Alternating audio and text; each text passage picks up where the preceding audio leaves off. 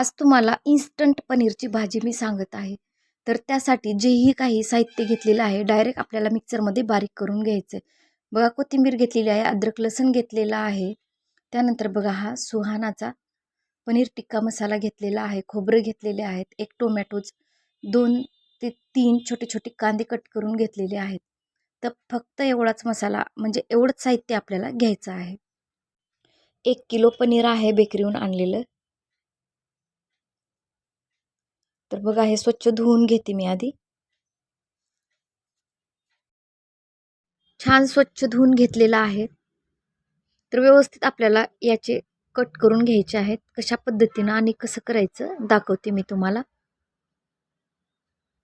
हे बघा एवढं जाडसर कट करत आहे आणि याचे हे बघा अशा पद्धतीनं एवढे तुकडे करून घ्यायचे आहेत. जास्त जाड पण नका करू आणि जास्त पतलं नका करू. जर तुम्ही पतले केलात तर ते भाजीमध्ये असे एकदम छोटे-छोटे दिसतील आणि एकदम पतले-पतले व्यवस्थित दिसत पण नाहीत. तर त्यासाठी हे बघा असे कट करून घेतलेलं आहे पनीर मी. पूर्ण 1 किलो आहे. चला पनीर आपण थोडेसे फ्राय करून घेऊयात. ऑइल घेतलेलं आहे. व्यवस्थित गरम होऊ द्या ऑइल. ऑइल गरम झालेलं आहे, पण तरीही चेक करण्यासाठी मी एक तुकडा टाकून पाहते त्यामध्ये. छान ऑइल गरम झालेलं आहे. तर चला जेवढेही यामध्ये मावेल तेवढे मी पनीर टाकून देते. तर आपल्याला जास्त डीप फ्राय करायचं नाही. डीप म्हणजे जास्त वेळ फ्राय करायचं नाही आहे आपल्याला. तर थोडासा ब्राऊन कलर येईपर्यंत फक्त परतून घ्यायचा आहे. जर तुम्ही जास्त ब्राऊन केलात म्हणजेच फ्राय केलात तर ते पनीर खूप कडक होतं आणि ते खाण्यासाठी योग्य नसतं. म्हणजेच जसं पनीरची भाजी होते, पनीर भाजीमध्ये जसं लागतं ना मऊ थोडं, तर ते तसं होत नाही. तर त्यामुळं जास्त वेळ फ्राय करायचं नाही आहे. फक्त थोडासा ब्राऊन कलर आल्याच्या नंतर पनीर लगेच काढून घ्यायचं आहे. बघा थोडाफार ब्राऊन कलर आलेला आहे, तर मी पनीर काढून घेते. अशा पद्धतीनं आपण टोटल जेवढंही पनीर आहे तेवढं करून घेऊयात. टोटल सगळं पनीर मी फ्राय करून घेतलेलं आहे. त्यानंतर कढईमध्ये मी ऑइल घेतले. जेवढंही आपल्याला ऑइल पाहिजे तेवढं घ्यायचे आणि त्यानंतर जे मी सुरुवातीला तुम्हाला दाखवलेलं होतं पेस्ट त्याचं बनवून घेतलेलं आहे. एकत्रच घेतलेलं आहे. कांदा, टोमॅटोज, अद्रक, लसूण, कोथिंबीर हे जेवढंही तुम्हाला सुरुवातीला मी दाखवलेलं होतं तेवढं मिक्सरमध्ये एकदाच आणि खोबरं पण होते त्यामध्ये. तर तेवढं मी मिक्सरमध्ये एकदाच पेस्ट करून घेतलेलं आहे, बारीक करून घेतलेलं आहे. तर ते आपल्याला जास्त ऑइलमध्ये म्हणजे पाहिजे तेवढं ऑइल लागतं तेवढं ऑइल घ्यायचं आहे.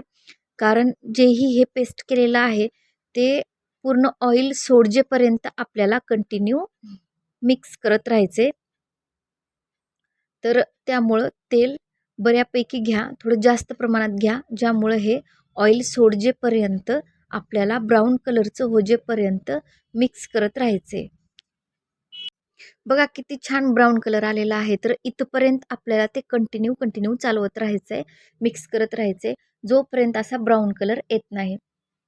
तर जेवढंही कूट केलं होतं, पेस्ट केलं होतं, त्याचा असा ब्राऊन कलर आलेला आहे. हे बघा, जे ही पनीर आहे, मी थोडंफार पिंक किंवा ब्राऊन कलर होजेपर्यंत फ्राय केलेला आहे. तर बघू शकता तुम्ही, जेही आपण ते टिक्का मसाला जो होता आपला, पनीर टिक्का मसाला, तर काय करायचे, हा पनीर टिक्का मसाला घेतलाय, 50 ग्राम आहे. तर त्यामध्ये मी 2 कप दूध टाकणार आहे. पॉकेटमधलंच दूध आहे बेकरीवरचं. तर ते मी यामध्ये 2 कप टाकून व्यवस्थित पेस्ट करणार आहे, मिक्स करणार आहे. जशी मी प्रोसिजर दाखवलेली आहे तशी करा. अप्रतिम भाजी होते आणि ही इन्स्टंट आहे. आपल्याला खडा मसाला वगैरे कुटत बसायची किंवा आपण तव्यावर आधी मसाला वगैरे भाजतो, त्यानंतर पेस्ट करतो, त्यानंतर कांदा वेगळा भाजून पेस्ट करतो, त्यानंतर टोमॅटोचं वेगळं पेस्ट करतो. काहीही गरज नाही. तेवढं करत बसायची काहीही गरज नाही. सरळ मी तुम्हाला सुरुवातीला दाखवले होते ना प्लेटमध्ये, तेवढं सगळं अगदी मिक्सरमधून पेस्ट करून घ्यायचे. त्याला ब्राऊन कलर होजेपर्यंत म्हणजेच तेल सुटेपर्यंत व्यवस्थित हलवत राहायचे, व्यवस्थित चालवत राहायचे. आणि त्यानंतर बघा प्रोसिजर, हे पेस्ट आपण करून घेतलेलं आहे. त्याच्या जर गाठी असतील तर ते व्यवस्थित विरळ करून घ्या. तशा गाठी होतच नाहीत. त्यानंतर गॅस बंद करायचा आहे आणि बंद केल्याच्या नंतर आपल्याला जेवढंही तुम्हाला तिखट हवं आहे तेवढं टाकायचे. आणि दुसरी एक गोष्ट महत्त्वाची म्हणजे जो हा पनीर टिक्का मसाला आहे त्यामध्ये तिखट, मीठ, मसाला सगळंच असतं. तर त्यामुळे तुम्ही तिखट तुम्हाला किती टाकायचे ते तुम्ही मसाला किती टाकता तो प्रमाण पाहूनच ते तिखट टाका. नाहीतर खूप स्पायसी म्हणजेच खूप तिखट भाजी होते. तर त्यामुळं मी पाहूनच इथं टाकलेलं आहे. तर जास्त पनीर आहे 1 किलो, तर त्यामुळं मी 3 ते 4 टेबलस्पून इथं तिखट टाकलेलं आहे. तर तुमची जेवढी क्वांटिटी आहे पनीरची आणि जेवढा मसाला तुम्ही टाकत आहे, हा जो टिक्का मसाला जो आहे तो जेवढा टाकत आहे त्यानुसार तुम्ही किती टाकायचं तिखट ते व्यवस्थित टाकून घ्या. व्यवस्थित मिक्स करून घेऊयात.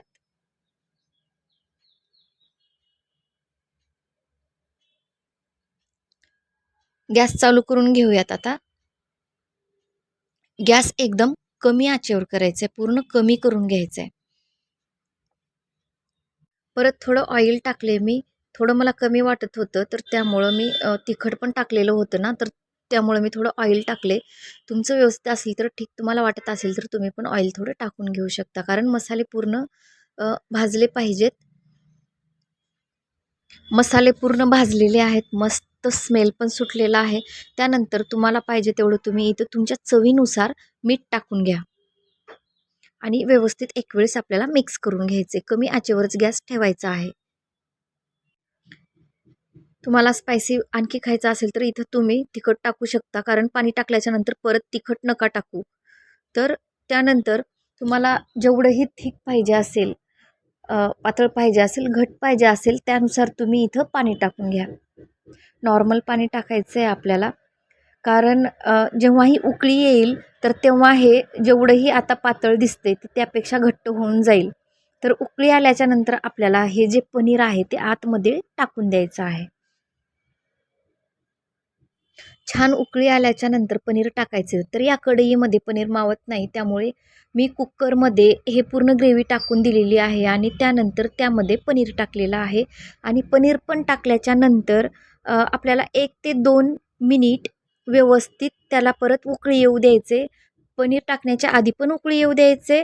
पनीर टाकल्याच्या नंतरसुद्धा 1 ते 2 मिनिट तसंच ठेवून उकळी येऊ द्यायचे. तर त्यानंतर आपली भाजी पनीरची पूर्ण रेडी झालेली आहे. थोडीसुद्धा रेसिपी तुम्हाला आवडली असेल तर नक्कीच लाईक करा, शेअर करा, सबस्क्राईब करा. सबस्क्राईब करायला विसरू नका. बेल आयकॉन प्रेस करा, ज्यामुळे माझी नवीन-नवीन रेसिपीज तुमच्यापर्यंत पोहोचतील. त्यानंतर कसुरी मेथी जर तुम्हाला आवडत असेल, क्रश करून यावरती कसुरी मेथी टाका आणि कोथिंबीर पण तुम्ही कट करून यावरती टाकू शकता. तर नक्कीच तुम्हाला आवडली असेल रेसिपी. भेटूयात पुढच्या व्हिडिओ. तोपर्यंत थँक